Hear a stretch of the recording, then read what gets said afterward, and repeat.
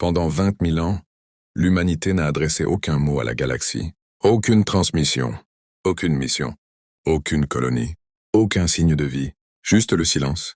Des civilisations se sont élevées et ont chuté, des galaxies ont brûlé, des empires se sont effondrés, mais l'humanité, l'espèce la plus imprévisible jamais connue, a disparu. Jusqu'au jour où un immense vaisseau fantôme a dérivé hors de l'espace intergalactique obscur, d'un âge incroyablement ancien, et pourtant, d'une manière ou d'une autre, toujours vivant. Et chaque espèce qu'il a aperçue a éprouvé la même froide constatation. Les humains sont de retour, et quelque chose les a suivis. Les archives galactiques décrivent l'humanité comme une anomalie statistique au cœur d'un chaos biologique.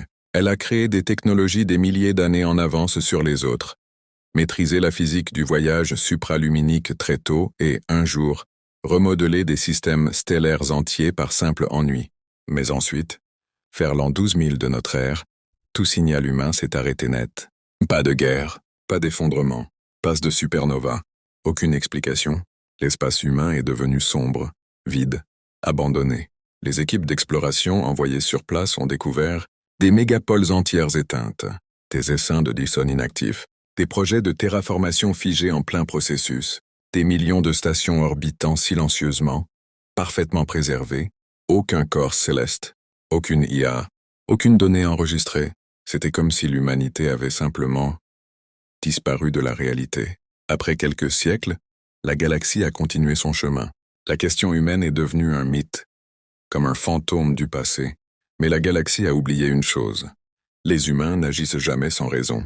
20 000 ans plus tard, un vaisseau solitaire apparut aux confins d'Andromède. Un vaisseau plus imposant que n'importe quel cuirassé.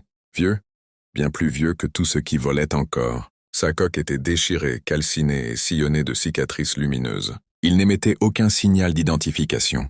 Il ne répondait à aucun appel. Il dérivait comme un cadavre.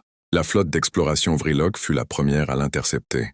Lorsqu'ils scannèrent la coque, leurs instruments dysfonctionnèrent.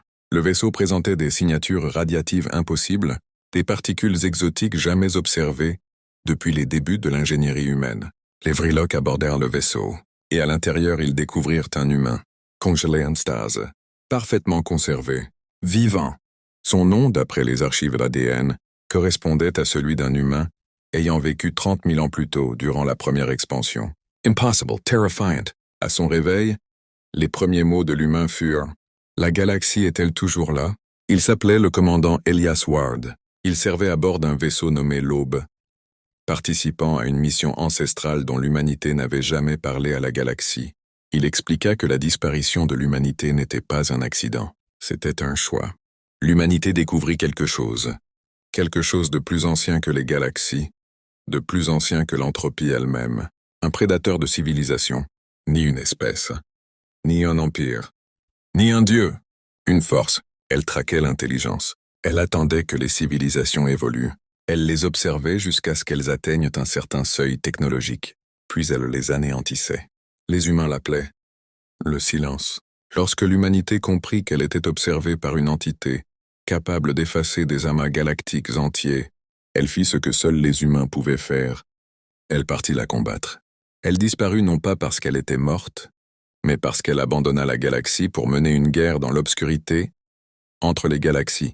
Le vaisseau du commandant Ward revenait de cette guerre, mais il n'en revint pas victorieux. Il revint porteur d'un avertissement. Le silence nous a trouvés. Il approche. Quelques jours après la résurrection de Ward, d'étranges signaux apparurent dans de nombreuses galaxies. Fluctuation du rayonnement de fond, perturbation de la matière noire, étoiles s'assombrissant brièvement, courant gravitationnel inexpliqué, réactivation d'anciennes mégastructures, puis des sondes disparurent, des stations disparurent, les systèmes devinrent silencieux. Le silence pénétrait dans la galaxie, et il était immense. Non pas un monstre, mais un phénomène. Le silence ne voyageait pas à travers l'espace. Il l'effaçait. Des systèmes stellaires entiers s'effondrèrent sur son passage comme du papier se dissolvant dans l'eau. Il n'y avait pas de négociation, pas de combat. Juste la survie. La galaxie paniqua, mais le commandant Ward, lui, ne paniqua pas. Il sourit, car le silence n'était pas le seul secret de l'humanité. Des capteurs détectèrent une onde de choc aux confins de la galaxie. Non pas la destruction, mais la construction. Des milliers de portails s'ouvrirent simultanément. Des cicatrices warp ancestrales humaines se régénérant. Des vaisseaux affluèrent, mais il ne s'agissait pas des vaisseaux humains dont la galaxie se souvenait. Ils étaient colossaux, vivants, enveloppés de champs d'énergie inconnus des lois de la physique. Ils transportaient des écosystèmes entiers, des villes et des flottes. Et derrière eux, une flotte humaine de la taille d'un petit empire, pilotée par des humains qui avaient combattu pendant 20 millénaires, brûlés, marqués, endurcis, évolués. Ils possédaient des armes conçues non pas pour la guerre telle que la galaxie la connaissait, mais pour les prédateurs cosmiques. L'humanité était devenue autre chose, ni conquérant, ni explorateur, guardians, monstres, guerriers forgés dans l'obscurité intergalactique. Le commandant Ward, à bord du Dawnbringer remis en service, transmit un unique message. Nous sommes rentrés. Le Sénat galactique aborda l'humanité avec une terreur dissimulée sous un vernis diplomatique. Ils exigèrent des réponses. Que devenez-vous? Pourquoi êtes-vous revenus? Que deviendrons-nous? Le chef de l'humanité répondit simplement. Nous avons combattu dans l'ombre pour que vous puissiez vivre dans la lumière.